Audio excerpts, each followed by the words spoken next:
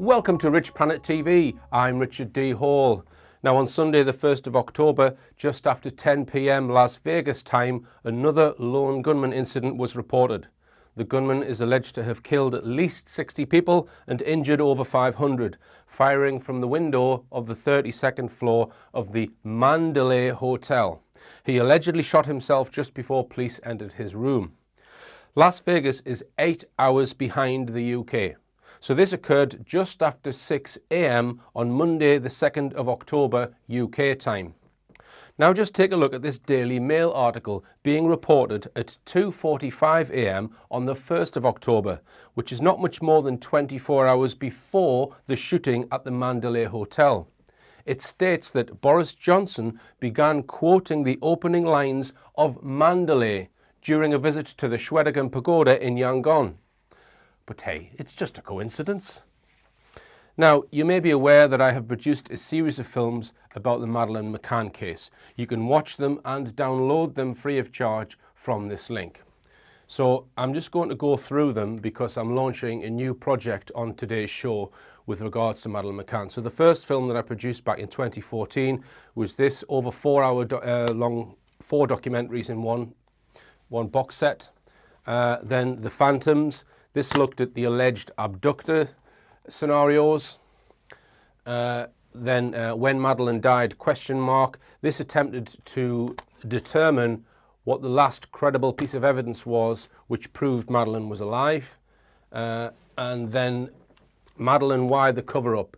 And this goes into various theories as to why the case may have been covered up. It also looks in detail at the role of Robert Murat within the case. So in total, over 14 hours of documentaries. So the new project that I'm launching today is I have compressed all of these films down into one box set. Okay. And this is it. This is the new cover, right? So Buried by Mainstream Media, the true story of Madeleine McCann, truth you won't see on television. Because when I produced the first set of films, I did negotiate with the TV company that I was involved with, and they refused to show these films. So this is truth you won't see on television. And like I say, all 4 box sets have been compressed into 4 DVDs. Right? Now, that does mean there's a slight drop in quality of the picture quality, but they're still very watchable. So each disc has 1 box set within it. Now let me explain the thinking behind this new box set. A lot of progress has been made getting the truth out about Madeleine McCann online. A lot of people who have watched alternative documentaries about Madeleine McCann, they're far closer to the truth, in my opinion, about Madeleine McCann because they've been lied to predominantly by mainstream media. So I'm trying to reach out to that audience. I'm trying to reach out to the audience that doesn't have an internet connection and buys mainstream newspapers.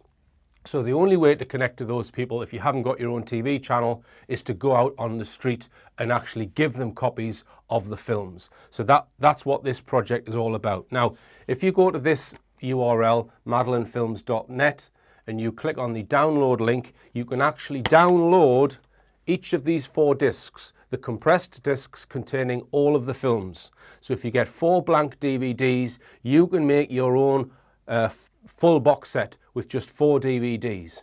Now it's up to you what you do with those DVDs. You can give them out in the street free of charge.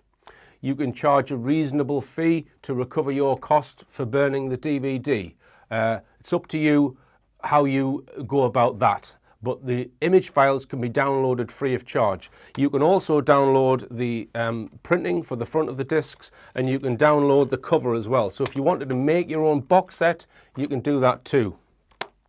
Now, not only that, I am providing some stands in order to help people promote these new DVDs. So let me just put these discs away first. So if you buy a Madeleine promotional stand, which I'm selling at cost, you will get an A-note poster, okay, and you will get a flat pack cardboard box. So you assemble or you put together the cardboard box and then you wrap your A-note poster to produce a Madeleine promotional stand. So the idea is that you go to your car boot sale or wherever or in the street and you use your Madeleine promotion stand to put the box set on, thus. So as I say, if you want to hand out DVDs that you've paid for and burned yourself free of charge, that's up to you. If you want to charge a reasonable fee, it's entirely up to you. Now, the promotional stand poster can also be downloaded from the website. So if you want to make your own from scratch, please be my guest. So the idea is to reach out to those members of the public who haven't been enlightened by online videos and who have been brainwashed by mainstream media. Now, I've made the promotional stand to look a little bit like a mainstream newspaper in order to attract attention. Now, when people come to you and ask what it's about, obviously, then you can explain to them that all you're trying to do is get the truth out about the Madeleine McCann case, which has been largely buried by mainstream media. So as I say, you can make your own promotional stand. You can buy one for 20 quid, which is including postage. Now, if you want to get boxed copies, you can buy 10 copies at £6 each to resell. And it's up to you what you sell them for or whether you give them away. Entirely up to you. I would just say be reasonable. So if you go to richplanet.net/shop, you can find copies of these DVDs. You can buy them in blocks of 10 for £6 each. You can also buy the promotional stand for £20. Or you can make your own promotional stands. So the idea is to get as many people as possible distributing these DVDs on the street. Perhaps you might want to locate yourself in an interesting location, and I will be providing some prizes. If you send me a photograph of where you choose to put your stall, I will be providing some prizes for the most imaginative stall location. Obviously, we're trying to reach people who read mainstream newspapers. So perhaps there's a hint there as to where you can put your stall. I think car boot sales might be another good place to hand out these DVDs.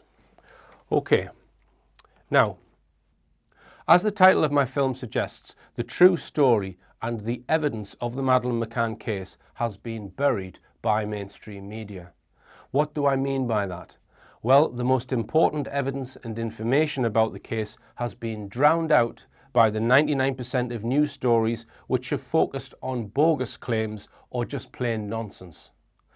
To illustrate the behaviour of mainstream journalists in relation to this, I would like to share with you some communications I had earlier this year in April and May with a mainstream journalist writing for the impressively titled The International Business Times. Before we look at the emails Richplanet received from the IB Times, let's point out their track record for reporting on the Madeleine McCann case. On the 28th of April this year, an article by Ewan Palmer looked at 5 theories about her disappearance. These were 1. Abduction, 2. Victim of sex predator, 3. Burglary gone wrong, 4. Walked out herself and was sold to gypsies, 5. Madeleine sightings across the world. This journalist is ignoring the evidence and ignoring public opinion by failing to mention the elephant in the room, which is the theory that the parents were responsible for Madeleine's death and disposed of her body, then fabricated an abduction. If one goes back in time further, we see that the IB Times have cut and pasted many of the Madeleine nonsense stories that have appeared in the UK media over the last 10 years. So you can understand why I was sceptical when the IB Times contacted me. I think it is important to read these emails in their entirety to illustrate their real motives. The emails were from a journalist called Josh Robbins. He wrote, "Dear Mr. Hall, my name is Josh Robbins and I am a reporter at the International Business Times UK. I recently attended the Plymouth leg of your speaking tour and I'm working on a story about the content of the show, primarily the section concerning the disappearance of Madeleine McCann. Incidentally, you can watch that talk from this link. It would be great if we could have a chat in the near future. Tomorrow, Monday, would be ideal. Thank you very much for your time and please let me know if we can talk or if you have any other questions. Sincerely, Josh Robbins."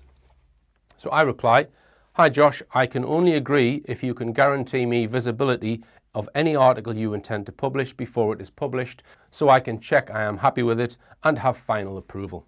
I would also have to insist that you include a prominent link in the article to madelinefilms.net. Thanks, Richard. He replies, "Hi Richard, I am sure you have heard this 1,000 times before from journalists, but I cannot agree to the terms of giving you final approval should we have an interview. I am sure you would not agree to giving the subjects of your films and books a final say about what they want or do not want to be said about them. Anyhow, it is my responsibility to give you a right to reply to the following points." He then makes these accusations. "You have produced films suggesting and insinuating that Kate and Jerry McCann deliberately covered up their daughter's death. You have done this to such a degree that it mounts to an accusation." Really? "You have produced films suggesting and insinuating that Kate and Jerry McCann were connected to a VIP paedophile ring and may have handed Madeleine to paedophiles to be abused. You have done this to such a degree that it amounts to an accusation." At the lecture in Plymouth, you quoted Peter Hyatt's view that Madeleine is dead, the death was not intentional, the McCanns have disposed of the remains in a hidden manner and they feel it will not be found. The cause of death may have included causing her to be very sleepy and a fall. They have feared being accused, the time frame must be questioned, and there's a strong possibility of sexual abuse. You then added, "Those conclusions line up very nicely with my 3 previous films on the Madeleine case. You have made money from performing lectures advancing these theories and selling DVDs, and a book advancing these theories. At the talk in Plymouth, you also insinuated that Ben Needham's uncle was responsible for the toddler's death when you said the 17-year-old uncle took him out regularly on the back of his moped. He, the uncle, also liked to drink. I hereby invite you to comment on these points, which will likely be published tomorrow, Thursday. Thank you very much for your time." So I reply, "Josh, I cannot agree to comment unless you allow me to see what you intend to publish. You state, I am sure you would not agree to giving the subjects of your films and books a final say about what they want or do not want said about them. This is an untrue statement. If I am interviewing somebody and they request to see a piece before it airs, I will usually allow this. I will also discuss with the interviewee any issues they have over accuracy and come to a mutually agreed program that represents their view. In my work, I present evidence and I express my beliefs, which are based on that evidence. There are no accusations, only expression of belief. I discuss the evidence, put forward theories, and express my personal belief. If you state in your article that I have made any of the accusations expressed in your email, then I believe this amounts to libel." Richard. So the article is then published, which features a photograph of me from 2009 with the title "Richard D. Hall, a Conspiracy Theorist, Produced Over 7 Hours of Madeleine McCann Films." It goes on. "It is difficult to navigate the slew of Madeleine conspiracy forums without coming across references or direct hyperlinks to the films of Richard D. Hall. Hall's films, of which there are over 10 hours, are regarded online as the most authoritative account of the claims against the McCanns. Hall suggests that Kate and Jerry McCann may have covered up her death and that Madeleine may have been created as a result of a government clone experiment. IB Times UK recently attended a lecture by Hall in which he promoted his films and elaborated on his theories regarding the Maddie case. In an intro clip played to the audience before he took the stage, he noted that public attitudes were increasingly turning against the McCanns. Quote, "In the Madeleine McCann case, where there is a huge establishment lie, in my opinion, being told about it, the public really aren't buying it now, and there has been a bit of a sea change in that one issue," he said. Hall is a fierce critic and self-styled antithesis of the traditional print and broadcast or mainstream media, which he regards as being largely under the control of the government. So after they published that article, I then emailed him just to request a correction. "Hi Josh, I would like to request you correct something in your article. I am a chartered electrical engineer turned investigative journalist. I do not refer to myself, and I am not a conspiracy theorist. This is derogatory in my opinion. I am still involved in some electrical engineering research. My investigative journalism is evidence-based. My professional qualification and accreditation are as follows." So he then replies, "Sorry for the late reply, and I appreciate your comments regarding your own working practices. It's not for me to make assumptions about how you work. However, it is an established principle of journalism, mainstream journalism if you like, that subjects do not get approval over copy. Imagine, for example, if you were to offer the McCanns final approval on your films. I do not think you would have any footage left in that case, but as I said, I do not wish to argue or make assumptions about your business. I am unwilling to correct the copy any further. I understand that the term conspiracy theorist may seem derogatory and I do not wish to cause offence, but I think it adequately describes yourself, given your persistent advocacy of theories that point to an alleged conspiracy or conspiracies run by governments, security services and the mainstream media, etc. I am planning to write a small profile on you and your work, and I will be sure to include this and other brief accounts of yourself that you have offered in the emails. The invite to have a chat remains open. Thanks very much, Josh. So I then reply, hi, the established principle of journalism as you describe is fundamentally what is wrong with journalism. This principle is the reason your industry has such a disgraceful reputation. Why don't you present a piece about the evidence of the Madeleine McCann case, as I have done in my films? Why don't you mention that highly trained police sniffer dogs detected cadaver odour in 11 locations associated with the McCanns? Why don't you mention that there is no credible evidence from sources independent of the McCanns and their friends that Madeleine was alive after the 29th of April 2007? Why don't you print the conclusions of Peter Hyatt, a highly respected statement analyst, who concludes Madeleine died and the McCanns covered up her death? Why don't you ask questions about why the British Chancellor of the Exchequer was interfering with the Portuguese investigation? The cadaver dog evidence shows that a corpse was situated in the McCann's apartment for over 2 hours and at certain times was situated in the cupboard by the McCann's bed and behind the sofa. Why don't you report this? Why don't you print the statements made by 2 friends of the McCanns, both doctors, the Gaspers, who claim they heard Jerry McCann's friend asking him if Madeleine would perform a paedophilic act on him? This is given in 2 police witness statements, which are available to read online in the police files. Why don't you print those statements? Why don't you point out all of the lies that Robert Murat told the Portuguese police in his first witness statement? Why don't you point out that there was no damage whatsoever to the shutters, after which time the McCanns had told their friends and family that the shutters had been jemmied open? In short, why don't you focus on the evidence as I have done in my films? I am not interested in being interviewed by you. I am interested in you publishing the facts and the evidence of the case. This evidence is in my films, which you can watch here. The fact you do not focus on the evidence suggests you are not interested in reporting the important truth. The evidence itself is critically important in this case, and it has been largely ignored by your industry. Why on earth do you not want to report the evidence? Richard D. Hall, BN Johns, CNG. He then comes back.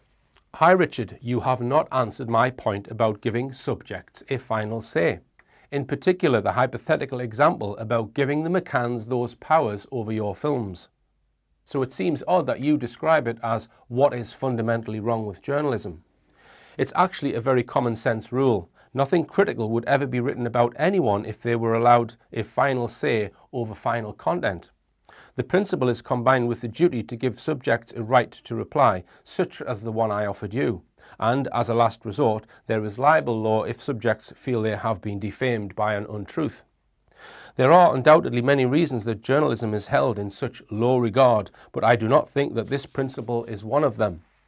It is also odd that you have sent me a link to your films. You know I am aware of them and have seen them because I refer to them in the article that you have asked me to correct. Why would you post the link? A cynic might think you are planning to use this email exchange to further promote your films on social media and in forums, rather than engaging in a purposeful discussion. Finally, I am not writing about the details of the Madeleine McCann case per se. I am writing about you and the way you make money. I will contact you again if further right of replies are warranted. Otherwise, farewell, and I wish you all the best in the future. Josh Robbins. So I reply, hi, I believe you are incorrect that the media follow the rule you described about having visibility of an item or input to it before it airs. Fiona Bruce recently interviewed the McCanns on BBC. You would have to be very naive after watching that interview to believe that the McCanns and or the people who are handling the McCanns have not had knowledge of how the interview was going to be portrayed and what questions were going to be asked before they agreed to an interview. Any impartial person would probably agree this interview was staged and choreographed to show the McCanns in the best possible light and that no probing or difficult questions were asked. The same can be said of many interviews the McCanns have given to the British media. So I would argue that you are fully mistaken in assuming that journalists do not on many occasions break this golden rule when it suits their agenda. The problem with this rule is it gives you the opportunity to distort and misrepresent your subjects as you see fit, but ignore the rule on other occasions. If I were to suggest a better rule, it would be to get a full statement from the interviewee that the interviewee is happy with. You could then challenge certain points and have a discussion over the piece and arrive at a narrative that both parties are happy with. You then present this to your reader as being the viewpoint of the subject. So the reader is fully aware that the information has not been distorted by the journalist, but represents the subject's view. Journalists could give their own opinion in their publications, but this should be kept separate from the content coming from the interviewee described above. This way, readers can determine themselves what content is the subject's viewpoint and what content is just the journalist's interpretation of the viewpoint. You state that if I were to interview the McCanns and allow them to have a final say, they would censor their interview to the point there would be nothing left. Can I ask you why you think the McCanns would do this? I am a reasonable person and I would ask the McCanns reasonable and relevant questions. So why do you think they would wish to censor the interview entirely? My questions would be based on the evidence.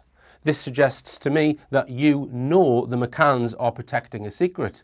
Your approach also suggests to me that you are too happy to help them protect their secret. The way your golden rule works allows you to deceive your interviewees into thinking they will be portrayed fairly and accurately, when this is in fact sometimes not the intention. Your industry abuses this golden rule, which is why I have to insist on seeing any article you intend to print before you print it. I am not a conspiracy theorist. I am a chartered electrical engineer. I can send you photocopies of my certificates if you need evidence of what I am. I passed exams in electrical and electronic engineering. I did not pass exams in conspiracy theories. Regarding making money, the Madeleine films have a notice at the beginning of every film explaining that permission is given for everyone to copy and distribute the films free of charge. I have made all of the films available to download the DVD image files so people can make their own DVDs free of charge. Here is the downloads page where you can make DVD copies of the films free of charge. When I produce a new film, within a few weeks of the release, it is uploaded to the internet for free distribution. The intention has been to recover my costs of production and distribution, not to make a lot of money. The income from these films represents a fraction of my overall income. In the year 2015-16, my income was low enough to claim tax credits. I have not made much money from these films. If you state that I made these films with the motive of making money, I consider this to be a libel. If you suggest I have made more money than covering expenses, then I consider this also to be a libel. The prime intention was to uncover the truth about the case and represent it to as many people as possible. What is your prime intention? So I didn't hear back from him after that. But the emails raise a very important issue within journalism, which is the issue of not allowing a person to see what is going to be written about them.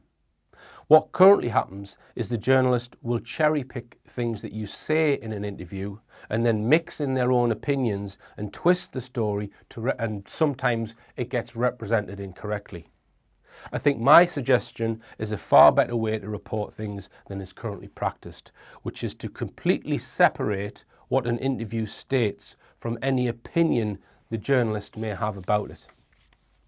So if you want to get involved in spreading the word about the Madeleine McCann case, you can download the DVD image files free of charge, make your own DVDs and either give them out free or charge a reasonable fee to recover your costs. You can get boxed copies of the films from Richplanet website if you want, at a wholesale price of £6 each if you buy 10 copies.